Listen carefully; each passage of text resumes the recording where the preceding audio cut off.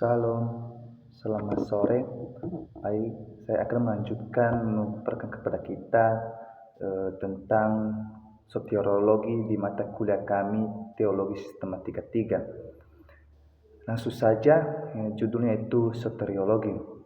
Kata soteriologi berasal dari bahasa Yunani yaitu soter, yaitu juru selamat, soteria itu keselamatan, dan logos atau yang disebut dengan studi atau doktrin. Yang artinya soteriologi adalah cabang teologi sistematika yang mempelajari karya keselamatan Allah bagi manusia melalui Yesus Kristus dan penerapannya dalam kehidupan orang percaya. Dan ada 4 pilar dalam soteriologi, itu yang pertama kebutuhan, yang artinya manusia berdosa dan terpisah dari Allah. Yang kedua itu dasar yang artinya anugerah Allah yang tidak dapat diusahakan. Yang ketiga adalah jalan, yang artinya di situ Yesus Kristus adalah jalan satu-satunya bagi umat manusia. Yang terakhir itu hasil akhir, yang artinya hidup kekal dan pemulihan seluruh ciptaan.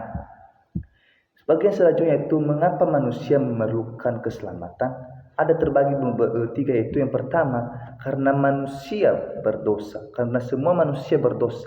Kita bisa melihat di situ Roma pasal 3 ayat 23 dan Yesaya pasal 59 ayat 2. Yang kedua itu karena upah dosa adalah kematian. Kita bisa melihat dari Roma pasal 6 ayat 23, artinya maut mencakup kematian rohani atau terpisah dari Allah, kematian jasmani, dan kematian kekal.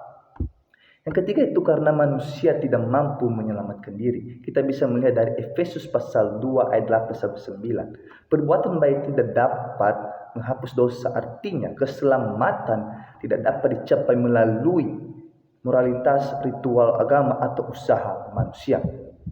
Masuk kita pada bagian selanjutnya, itu apa dasar keselamatan. Terbagi beberapa, itu yang pertama kasih karunia Allah. Dasar utama keselamatan adalah kasih karunia Allah. Kasih karunia berarti Allah yang diberikan kepada manusia tanpa didasarkan pada usaha atau kelayakan manusia. Rasul Paulus menegaskan bahwa keselamatan adalah pemberian Allah semata-mata karena kasih karunia. Kita bisa melihat dari Efesus pasal 2 ayat 8. Yang kedua itu pengorbanan Yesus Kristus. Dasar keselamatan juga terletak pada karya penebusan Yesus Kristus melalui kematiannya di atas kayu salib. Pengorbanan Kristus merupakan tindakan Allah untuk menebus dosa manusia dan memulihkan hubungan manusia dengan Allah. Kita bisa melihat dari Yohanes pasal 3 ayat 16 yang diletakkan itu, karena begitu besar kasih Allah akan dunia ini sehingga Ia telah mengaruniakan anaknya tunggal supaya setiap orang yang percaya kepadanya tidak binasa melainkan memperoleh hidup yang kekal.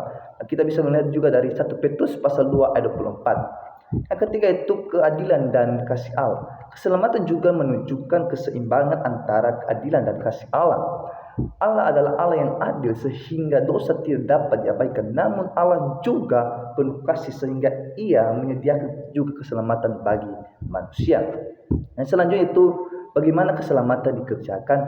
Keselamatan dalam iman dapat dipahami sebagai karya Allah yang utuh dari rencana kekalnya sampai penyempurnaan akhir. Kita menunjukkan beberapa tahap penting dalam pekerjaan keselamatan. Yang pertama, pemilihan atau predestinasi. Allah memilih umatnya di dalam rencana kekal sebelum dunia dijadikan. Kita bisa melihat dari Efesus pasal 1 ayat 4. Inti dari pemilihan adalah keselamatan berawal dari inisiatif Allah, bukan usaha manusia. Yang kedua yaitu penebusan. Kristus menebus manusia melalui darahnya, membayar harga dosa dan membebaskan manusia dari hukuman serta kuasa dosa. Kita bisa melihat dari Efesus pasal 1 ayat 7. Yang ketiga itu panggilan dan pertobatan. Kita bisa melihat dari Kisah Para Rasul 2 ayat 38. Yang selanjutnya itu pembenaran. Pembenaran adalah tindakan Allah yang menyatakan orang berdosa benar di hadapan karena iman kepada Kristus.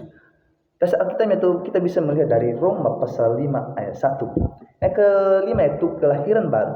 Kelahiran baru adalah karya Roh Kudus yang memberi hidup rohani kepada orang yang mati dalam dosa. Kita bisa melihat dari Yohanes pasal 3 ayat 23. Yohanes pasal 3 ayat 3. Yang keenam itu pengudusan. Pengudusan adalah proses seumur hidup di mana orang percaya makin dibentuk menjadi serupa Kristus dalam pikiran, perkataan, tindakan. Kita bisa ada dasar Alkitabnya itu 1 Tesalonika pasal 4 ayat 3. Yang selanjutnya itu pemulihan. Pemulihan adalah tahap akhir keselamatan ketika orang percaya disempurnakan sepenuhnya dan dibebaskan dari akibat dosa. Dasar Alkitabnya itu kita bisa melihat dari Roma pasal 8 ayat 30. Di sini juga ada secara umum para teolog sepakat keselamatan adalah karya Allah yang penuh anugerah, tetapi mereka berbeda dalam menjelaskan hubungan antara kedaulatan Allah dan tanggung jawab manusia. Masuk kita pada bagian selanjutnya itu siapa yang diselamatkan? Yaitu mereka yang percaya kepada Kristus. Alkitab menegaskan bahwa yang diselamatkan adalah mereka yang percaya kepada Kristus. Kita bisa melihat dari Yohanes pasal 1 ayat 12 menunjukkan bahwa keselamatan berkaitan dengan penerimaan pribadi terhadap Kristus. Dan kisah para rasul menjelaskan bahwa kisah para rasul pasal 16 ayat 31 menunjukkan bahwa iman kepada Kristus adalah jalan keselamatan. Masuk kita pada bagian selanjutnya yaitu tentang dapatkah keselamatan hilang? Ada dua pandangan di situ. Yang pertama, tidak dapat hilang atau keamanan kekal. Pandangan ini mengajarkan bahwa orang-orang yang sungguh-sungguh diselamatkan. Dasar Alkitabnya kita bisa melihat dari Yohanes pasal 10 ayat 28 dan Roma pasal 8 ayat 38 sampai 39. Ayat-ayat ini dipahami sebagai jaminan bahwa keselamatan orang percaya aman di dalam tangan Tuhan.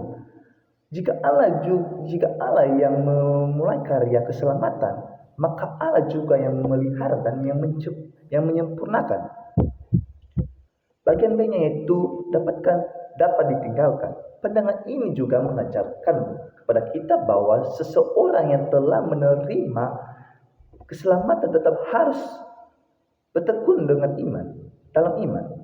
Dan Alkitab Ibrani pasal 6 ayat 4 sampai 6 dan 2 Petrus pasal 2 ayat 20 sampai 21. Ayat-ayat ini dipahami sebagai peringatan nyata bahwa kemurtaan bukan hal sepele.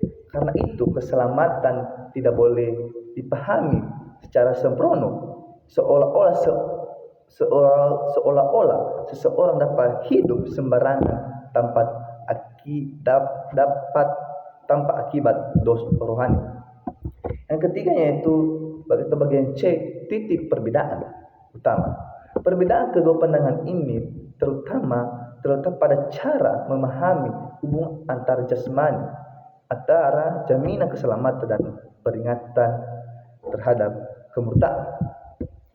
Pandangan ini tidak dapat hilang, lebih menekankan bahwa orang yang diselamatkan pasti akan bertahan sehingga jika seorang akhirnya murtad, hal itu menunjukkan bahwa sejak awal ia belum sungguh-sungguh mengalami keselamatan sejati. Sebaliknya, pandangan dapat ditinggalkan menekankan bahwa peringatan Alkitab ditujukan kepada orang percaya secara nyata, sehingga kemungkinan jatuh dalam iman harus dipandang serius. Yang selanjutnya itu apa tujuan akhir keselamatan? Ada juga terbagi beberapa. Yang pertama, mengajarkan orang percaya kepada persekutuan kekal dengan Allah.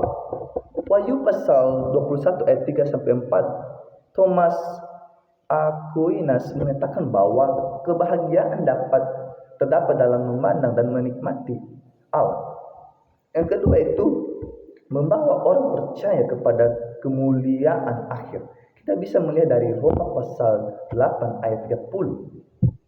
Itu mengatakan bahwa pemulihan yaitu ketika orang percaya disempurnakan sepenuhnya dan menerima kemuliaan kekal dalam Kristus Yesus.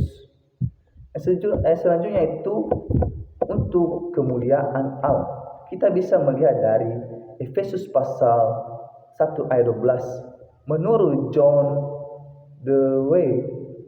John Edwards, tujuan tertinggi dari segala karya Allah adalah kemuliaan Allah. Inti, keselamatan bertujuan agar hidup orang percaya menjadi puji-pujian bagi Allah bagi kemuliaan Allah sekarang dan selamanya. Baik saudara-saudara yang terkasih, sekianlah materi yang bisa saya jelaskan bagi kita. Banyak kesalahan, mohon dimaklumi. Semoga bisa bermanfaat bagi kita semua. Kembali saya sapa kita semua dalam bahasa kasih. Shalom Ya'ahobu. Bye.